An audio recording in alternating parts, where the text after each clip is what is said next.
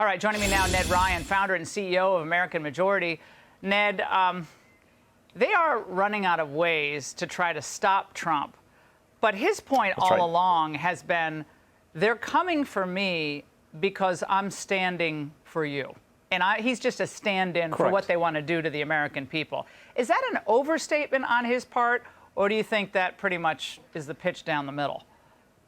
No, I think it's exactly right, Laura. When you think of the attacks that are being made on freedom of speech, freedom of thought, free flow of information, the whole goal being to get to the truth, it's clear that the other side in this debate is terrified of the truth, only wants the official narrative and their propaganda to get through, and anything that's not that, they're going to label as misinformation, for fear that the American people might fully understand the truth of how D.C. works, what's actually taking place, and once they're equipped with the truth, vote accordingly.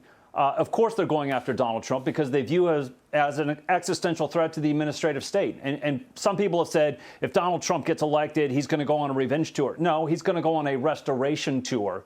He's going to work to restore us back to a constitutional republic instead of this ruling class and administrative state that, quite frankly, has nothing to do with a constitutional republic. That's what they're afraid of, Laura. They're afraid that if Donald Trump gets back to power, the status quo that I think has been in existence for well over, call it 100 years, will be upended, and that we'll actually get back to the path of restoring the republic. That's what they're terrified. That's what they want to prevent by taking out Donald Trump. Yeah, when you turn over the rocks, then a lot of stuff crawls out from under the rocks. And we're going to see just how bad Washington is. Another thing that they do, Ned, though, of course, is they throw around charges, whether you're a violent extremist, domestic terrorist, a threat to democracy, or they hint or cite racism as the heart of the problem. This is what Letitia James said today. What they were comments that unfortunately fomented violence, comments that I would describe as race baiting, comments, unfortunately, that appeals to the bottom of our humanity. This case was brought simply because it was a case where individuals have engaged in a pattern and practice of fraud.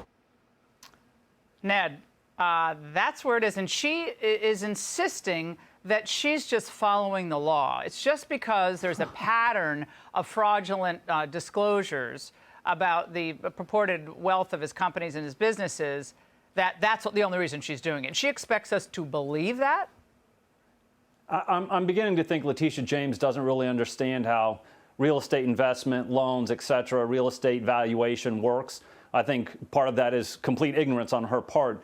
I do realize that when people lack merit in their arguments, in their case, and understand they are moving forward on the thinnest of pretenses, they always go back to name calling. When you revert to name calling, you've already lost the argument. So for her to go and say it's racism, race baiting that is taking place, I think it's really a signal to me that she realizes she's losing this argument in this case. But again, they're not going to stop, Laura.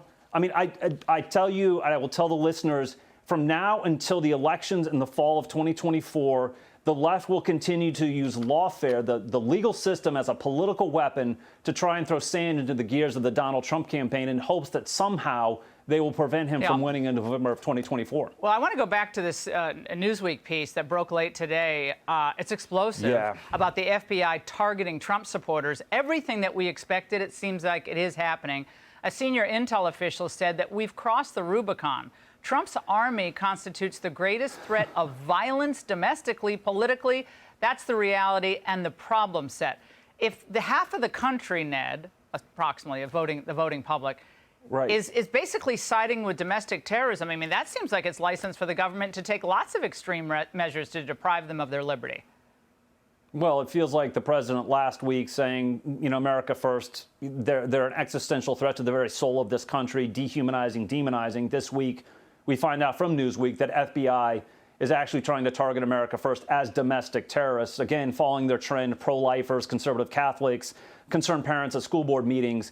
I think the real tell in that article to me, Laura, was when an FBI officer said, well, this would apply equally even to the Democratic Party, but their supporters aren't given to violence. Dude, did you Rip Van Winkle your way through the 2020 BLM and Antifa riots, in which there were billions of dollars destroyed, dozens and dozens of lives cost by those riots, and real domestic terrorists? And what they're telling us is, well, actually the real terrorists in this country are the prayerful pro-life grandmas, and those BLM Antifa folks, they're mostly peaceful. I think the thing that is, again, terrifying to me is when you don't have equal application of the law and use it as a weapon, there is no rule of law. And it also should become apparent to people, if that's how it's approached, you're not a citizen, you're a subject. Yeah, well, you're subhuman. And you can't govern a country that you hate. You can only rule over the country that you hate. Ned, thank you. Hey, Sean Hannity here. Hey, click here to subscribe to Fox News YouTube page and catch our hottest interviews and most compelling analysis. You will not get it anywhere else.